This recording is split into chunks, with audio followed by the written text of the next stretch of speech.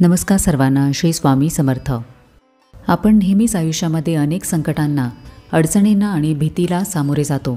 पण एक गोष्ट खरी आहे की जेव्हा आपण स्वामींवर पूर्ण विश्वास ठेवतो, त्यांच्या नामस्मरणात आणि सेवेत राहतो, तेव्हा त्यांच्या कृपेचे अदृश्य संरक्षण कवच आपल्या भोवती निर्माण होते. हे कवच आपल्याला संकटांपासून, नकारात्मक ऊर्जेपासून आणि वाईट परिणामांपासून वाचवते. हे कवच दिसत नाही, पण अनुभवायला नक्की मिळते. स्वामींचे संरक्षण कवच नेहमी आपल्यासोबत असते. काही लोक ते अनुभवतात तर काही दुर्लक्ष करतात.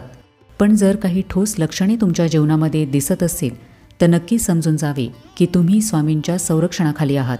आणि जेव्हा हे कवच सक्रिय असते तेव्हा काळजी, भीती, अपयश यांना आपल्या आयुष्यामध्ये जागाच राहत नाही. तर आजच्या व्हिडिओमध्ये आपण हेच पाहणार आहोत की स्वामींचे संरक्षण कवच आपल्याभोवती सक्रिय आहे की नाही याची ठळक लक्षणे काय असतात. सर्वप्रथम हे समजून घेऊया की स्वामींचे संरक्षण कवच सक्रिय असणे म्हणजे काय. तर भक्ताच्या जीवनाभोवती निर्माण होणारी अदृश्य दैवी शक्ती म्हणजे स्वामींचे संरक्षण कवच आहे. जेव्हा आपण निस्वार्थ भावनेने प्रार्थना करतो, सेवेमध्ये मन लावतो आणि स्वामींवर पूर्ण विश्वास ठेवतो, तेव्हा हे कवच सक्रिय होते. हे कवच आपल्याला अनिष्ट प्रसंगांपासून वाचवते, मनाला स्थैर्य देते आणि योग्य निर्णय घेण्यासाठी मार्गदर्शन करते. कधी अचानक संकट टळते, कधी अवघड प्रसंगामध्ये मदत मिळते. संकटे जरी आली तरी स्वामींचे आशीर्वादरूपी कवच त्याची तीव्रता कमी करते. सक्रिय म्हणजे असे कवच फक्त प्रतिकात्मक न राहता आपल्या जीवनामध्ये प्रत्यक्ष कार्यरत असणे, म्हणजे सतत आपल्याला सुरक्षितता आणि दिशादर्शन देणे. आता पाहूया की स्वामींचे संरक्षण कवच आपल्याभोवती सक्रिय आहे याची महत्त्वाची ठळक लक्षणे कोणती असतात. अचानक संकट टळणे. अचानक झालेला अपघात, मोठे नुकसान किंवा जीव धोक्यात घालणारे काही प्रसंग, पण तुम्ही त्यातून थोडक्यात वाचलात. हे केवळ नशीब नसते तर महाराजांचे संरक्षण कवच असते.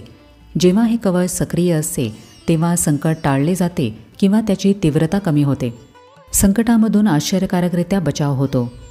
कधीकधी आपण एखाद्या मोठ्या अपघाताच्या, वाईट प्रसंगाच्या किंवा अडचणीच्या जवळ जातो, पण शेवटच्या क्षणाला ते संकट आपल्यापासून दूर होते. हे सर्व योगायोग नसतात, तर हे कवच आपल्याला वाईट परिणामांपासून संरक्षण देते. जेव्हा स्वामींचे संरक्षक कवच आपल्याभोवती सक्रिय असते तेव्हा संकटे जवळ येऊनसुद्धा आपल्याला स्पर्शही करू शकत नाहीत. आपण आश्चर्यचकित होतो की इतक्या मोठ्या संकटातून आपण इतक्या सहजतेने कसे वाचलो. अशा प्रसंगांमध्ये मनात स्पष्ट जाणवते की हा योगायोग नाही, तर स्वामींची अदृश्य कृपा आणि त्यांचे संरक्षक कवच आपल्याला सुरक्षित ठेवत आहे. नकारात्मक ऊर्जा, नकारात्मक लोकांपासून संरक्षण. काही लोक आपल्यावर मत्सराने, रागाने किंवा वाईट नजरेने पाहतात, पण जर स्वामींचे कवच आपल्याभोवती असेल तर त्या नजरा आपल्याला स्पर्शही करू शकत नाहीत. लोक प्रयत्न करूनही आपले नुकसान करू शकत नाहीत. आपल्यावर केलेले कट कारस्थान अपयशी ठरतात. याचा अर्थ आपल्याभोवती स्वामींचे अदृश्य कवच सक्रिय आहे. जे लोक आपले नुकसान करतात, आपल्यावर वाईट डोळ्यांनी पाहतात, ते आपल्यापासून हळूहळू दूर जाऊ लागतात. हा योगायोग नसतो.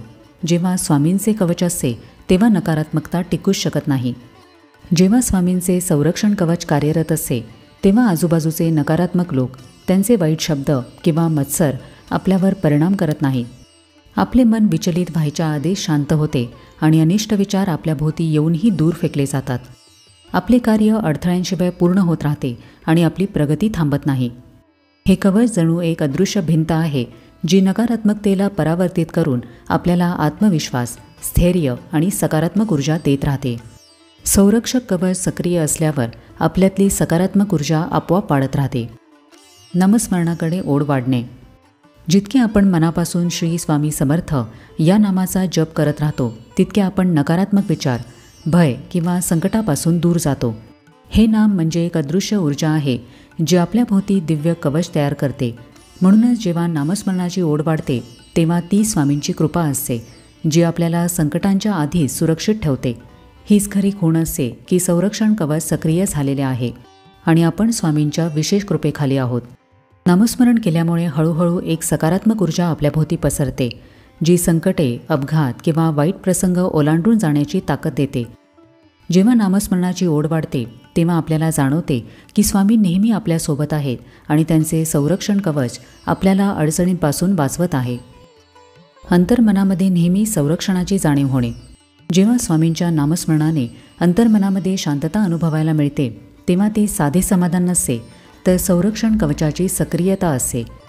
या शांततेमध्ये भीती, ताणतणाव, चिंता यांना जागाच नसते.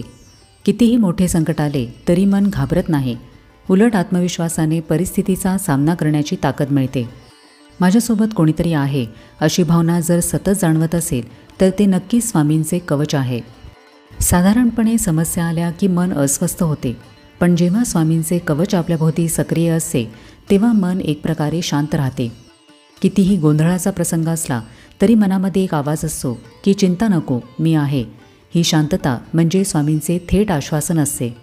ही अनुभूती आपल्याला सतत आश्वस्त करते की आपण एकटे नाही, तर स्वामींचे संरक्षण कवच आपले संरक्षण करत आहे.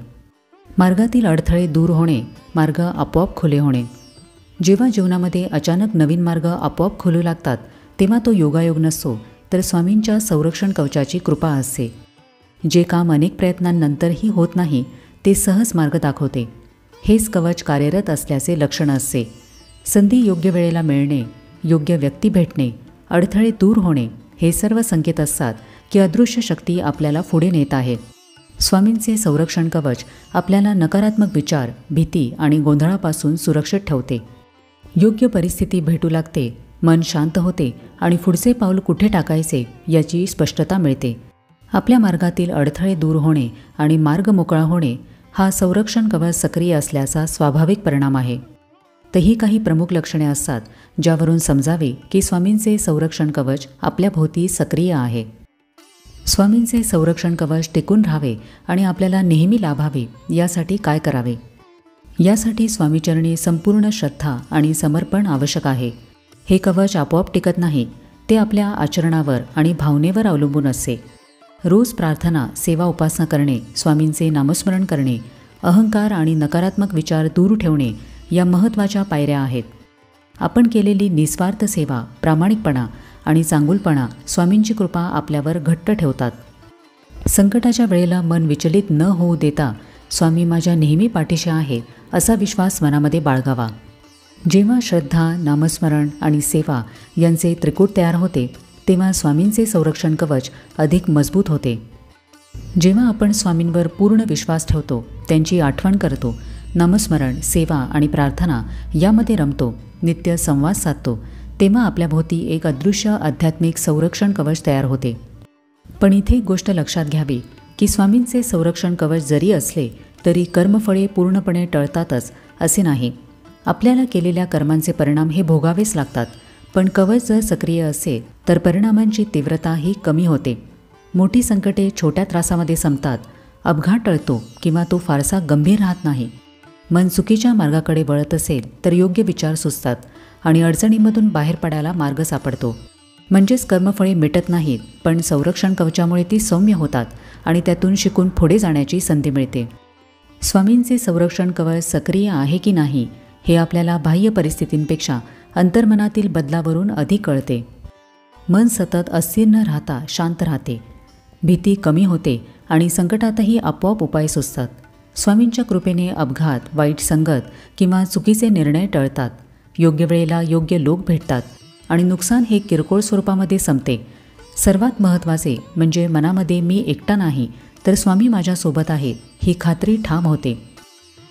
जर आपण संकटांमधून वाचतो, अंतर्मनामध्ये शांती अनुभवतो, नकारात्मक शक्तींपासून सुरक्षित राहतो, नामस्मरणामध्ये ओढ निर्माण होते, अडथळे दूर होऊन आपला मार्ग मोकळा होतो, तर नक्की समजावे की स्वामींचे अदृश्य कवच आपल्याभोवती सक्रिय आहे. स्वामींचे संरक्षण कवच जाणवण्यासाठी श्रद्धा, नामस्मरण आणि सेवा या 3 गोष्टी आवश्यक आहेत. संरक्षक कवच म्हणजे सर्व भक्तांसाठी स्वामींचे मोठे वरदान आहे. तर आजच्या व्हिडिओमध्ये आपण हे पाहिले की स्वामींचे संरक्षण कवच आपल्याभोवती सक्रिय आहे याची ठळक लक्षणे कोणती असतात. तर कसा वाटला आजचा व्हिडिओ हे मला कमेंट करून नक्की सांगा. आपण भेटूया आता पुढच्या व्हिडिओमध्ये. तोपर्यंत सगळ्यांना श्री स्वामी समर्थ.